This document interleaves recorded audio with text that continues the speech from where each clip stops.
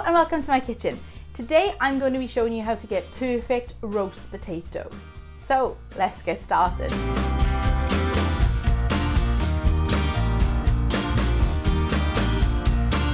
So I'm going to start with the roast potatoes by putting some water on to boil. And then we're going to chop up my already peeled potatoes because I didn't think you'd want to watch me peeling potatoes. So I want my potatoes all to be around the same size. That will help with getting them all cooked evenly.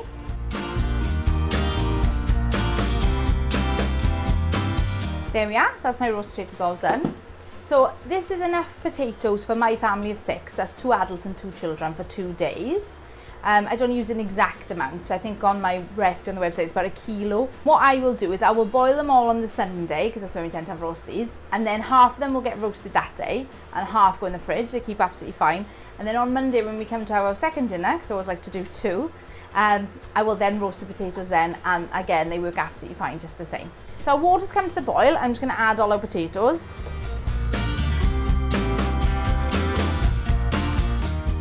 And I'm going to cook my potatoes for at least 10 minutes on high, and then I start checking them with a knife.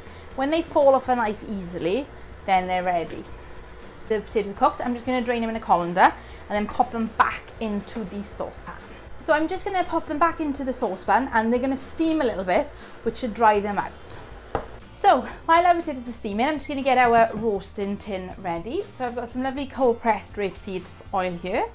Now I don't use anything particularly fancy with my roast potatoes, I almost always use this. You can use olive oil as well. You can also use things like duck fat or goose fat. I don't really rate those myself.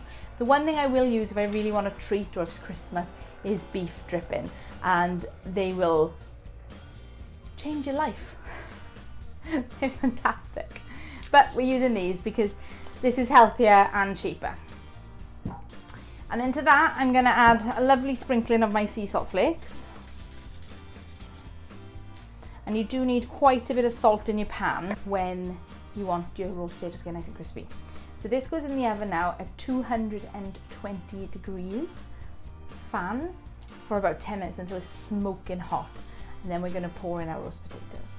So piping hot pan now, and add in our nice dry potatoes. And then I'm just going to give them a good swizzle round, and I like to use a silicone pastry brush to get them all nicely coated. And then as quick as I can, back in that oven for about 20 minutes, and then we'll get them out and give them another brush.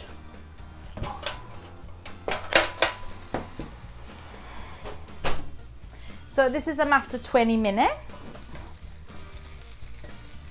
Give them a nice brush again.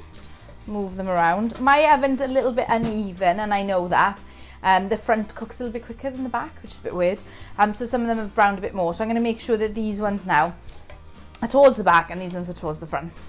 Another 20 minutes or so and these will be done and perfect. So this is our roast potatoes all ready for dinner. So I'm going to get them on a serving plate and then we'll give them a taste. So they're still a little bit hot. I think you can see they're lovely and fluffy inside, crisp on the outside. Too hot. Wow, that's my absolute favourite way to eat a potato. Thanks very much for watching. If you did like the video, please hit that like button, and if you want to see more of these videos, please hit the subscribe button, and I will see you all next week. Bye bye.